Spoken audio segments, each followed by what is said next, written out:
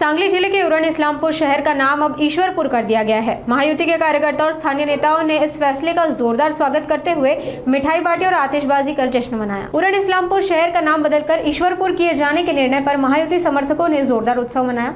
पंचायत समिति में क्रांति सिंह नाना पाटिल और तहसील कार्यालय के सामने शिवाजी महाराज व डॉक्टर आम्बेडकर की प्रतिमा पर माल्यार्पण कर मिठाई बांटी गई और आतिशबाजी की गई। इस मौके पर विधायक सदाभाऊ खोत, निशिकांत भोसले पाटिल, सम्राट महाडिक समेत कई नेता उपस्थित रहे। नेताओं ने इसे सांस्कृतिक और जनभावनाओं के सम्मान का प्रतीक बताया और महायुति सरकार का आभार जताया। या प्रस्तावाला पोषक किंवा जे त्यांचं मत काय आहे या दृष्टिकोनातून त्यांच्याकडून सुद्धा आम्ही ना हरकत प्रमाणपत्र घेतलं।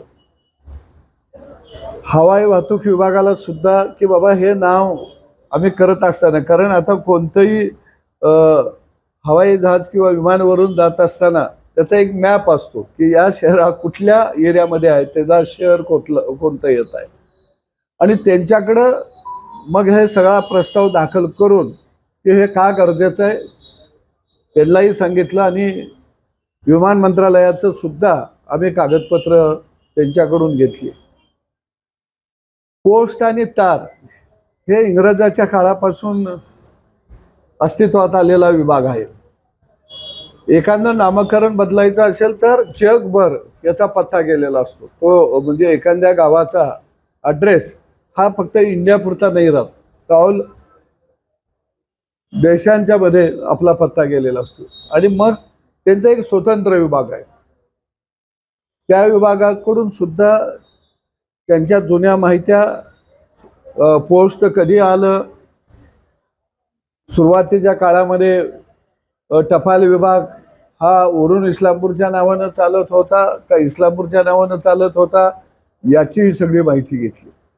हे घेत असताना आता तुम्हाला आपल्याला सगळं माहिती आहे की गुगल मॅप, गुगलमध्ये रस्ते आलेले आहेत आणि त्याचं एक डिपार्टमेंट आहे, कारण त्याही डिपार्टमेंटला कळवावं लागतं की आम्ही हे नाव आता चेंज करणार आहोत आणि भविष्यामध्ये तुम्हाला ह्याच्यामध्ये काही तांत्रिक अडचण येऊ शकते का, आणि त्याही डिपार्टमेंटकडं तो प्रस्ताव गेला। तिथेही चांगल्या पद्धतीनं केंद्रामधूनही आम्हाला सगळ्याच पद्धतीनं चांगल्या मदत झाली आणि ते डॉक्युमेंट सगळे आम्ही गोळा केले।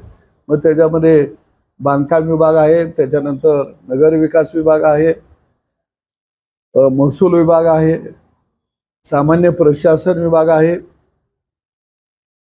आणि बोलायला काही हरकत नाही की थोडे मला निराशाही आलेली होती, कारण एवढे विभाग आणि त्यामध्ये त्यांच्या एवढ्या शंका, टपाल पाठीमागं पुढं पाठीमागं पुढं आणि असं करत करत हा प्रस्ताव म्हणजे ज्या ज्या विभागाच्या सगळ्या मान्यता घेतल्या ते 176 पानं झाली। एवढा मोठा तो प्रस्ताव झाला बघता बघता,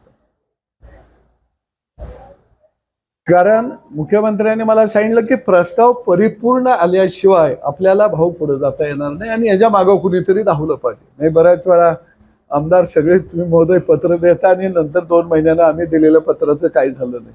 शेवटी वेगवेगळ्या विभागाशी हे निगडित आहे आणि हे सगळं माझ्या हातात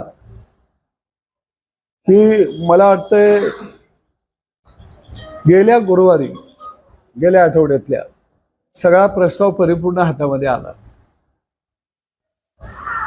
गुरुवार शुक्रवार 2 दिवस आम्ही जीडीचे सचिव ते त्यांच्या मीटिंगमध्ये प्रश्न उत्तरमध्ये म्हणजे आमची अशी बैठकच झाली नाही। नंतर एक अशी परिस्थिती तयार झाली की नगर विकासानं हा प्रस्ताव सादर करायचा का सामान्य प्रशासनानं सादर करायचा का महसूलनं सादर करायचा, कारण आपल्यामध्ये 2 नावं होती, उरण आणि इस्लामपूर। उरण म्हटलं की महसूल येत होता, सगळं जमीन क्षेत्र आपलं उरण एरियामध्ये येत होतं आणि त्यातून मग 2-3 सचिवांची बरोबर बैठक झाली आणि नेमका प्रस्ताव कोणाकडे द्यायचा आणि मग जीडी विभागाला प्रस्ताव तिने करायचा असा तो निर्णय झाला। मी या जिल्ह्याचे पालकमंत्री आदरणीय चंद्रकांत दादा पाटील यांचंही अभिनंदन करतो, कारण तुम्हाला गंमत सांगतो मी की हा प्रस्ताव फायनल व्हायला आम्हाला मंगळवार आला म्हणजे कुणाकडे शो करायचा. मग मंगळवारी संध्याकाळी 6 वाजता फायनल झालं की अमक्या विभागाला तो प्रस्ताव द्या. आता माझ्यासमोर प्रश्न तयार झाला की अधिवेशन बुधवार, गुरुवार, शुक्रवार, तोपर्यंत काही घटना घडल्या. आता अधिवेशनच होत आहे का बहिष्कार होते, म्हणजे अशी कठीण परिस्थिती तयार झाली. पण बुधवार, गुरुवार, शुक्रवार ह्या 2 दिवसामध्ये, बुधवार गुरुवार, आम्ही रात्री 1-1 वाजेस्तवर त्या प्रस्तावाची छाननी, त्याच्यानंतर रितसर केंद्र सरकारला, शेवटी हा प्रस्ताव आला तर केंद्रालाही एक राज्याचा प्रस्ताव तयार करायला लागतो आणि राज्याला ऑनलाईन पाठवल्याशिवाय, तिकडं प्रस्ताव सबमिट झाल्याशिवाय आपल्याला इकडं जाहीर करता येत नाही. ही एकदम तारेवरची कसरत चालली. ते हातामध्ये दिवस फार कमी होतं आणि बुधवारी काही भाग तयार झाला. गुरुवारी संध्याकाळी 7 वाजेस्तवर आम्ही कागदच तयार करत होतो आणि संध्याकाळी 6, मला आठवतंय 6:30च्या दरम्यान कागदपत्र तयार झाले आणि तिथून मी सगळा बंच आणि मुख्यमंत्र्यांची फाईल मी स्वतः उचलली.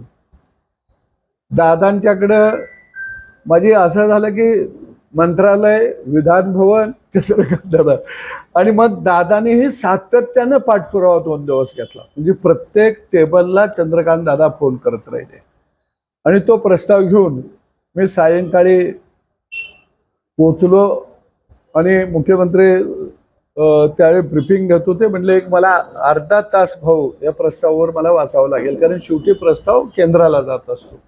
आणि मग मुख्यमंत्र्यांनी शहाणपणानं सगळा प्रस्ताव पाहिला आणि लगेच त्यांच्या खाजगी सचिव खारगे साहेबांना बोलवलं आणि म्हणले ओके आहे, आपण सही करायला काही हरकत नाही.